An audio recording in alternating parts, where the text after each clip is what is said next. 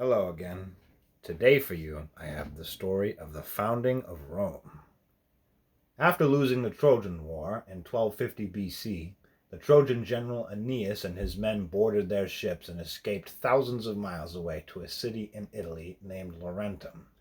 Their king, Latinus, decided to make peace with the Trojans by offering his daughter, Lavinia, to General Aeneas, but she had already been offered to the prince of the Rutuli, a nearby tribe, so they attacked the combined Trojan and Latin forces. The Trojans and Latins were victorious, but King Latinus was killed during the battle, leaving Aeneas in command of the Trojan and Latin people, who were quickly intermarrying into a single people. Vanquished, the Rutuli turned north for help from the Etruscans, who attacked as well, but Aeneas led his people to victory, establishing the Tiber River as the border between the Latins and the Etruscans.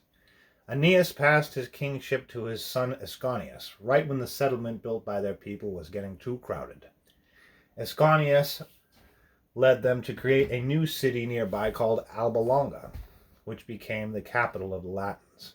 Kingship was passed from father to son until it was passed to a man named Numitor, who had an ambitious brother named Amulius, who took the throne by force. Numitor and his supporters were driven from Alba Longa, and his sons were killed, and his daughter, Ray Silvia, was forced to become a Vestal virgin. She was raped and gave birth to twin boys. She claimed the father was the god Mars, but to no avail. She was thrown in prison, and her sons were sentenced to drowning in the river.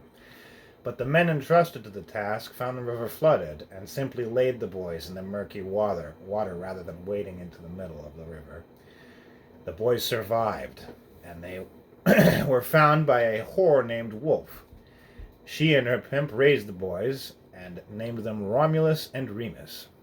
The twins grew strong, and they began to take a liking to fighting the bandits who raided the countryside, eventually bringing the fight to the bandits' camps, raiding and stealing from them.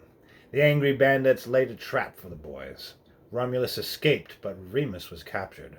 Remus was taken to the king of the bandits to be punished, but the king was Numitor, and he recognized his son, becoming absolutely convinced after Remus told him the particulars of his upbringing. A plan was hatched, and with Remus leading one group of men and Romulus another, they surprised and killed Amulius and restored Numitor to the throne. After the victory, Romulus and Remus decided to found a new city in the spot where they were left to drown, the city of Rome.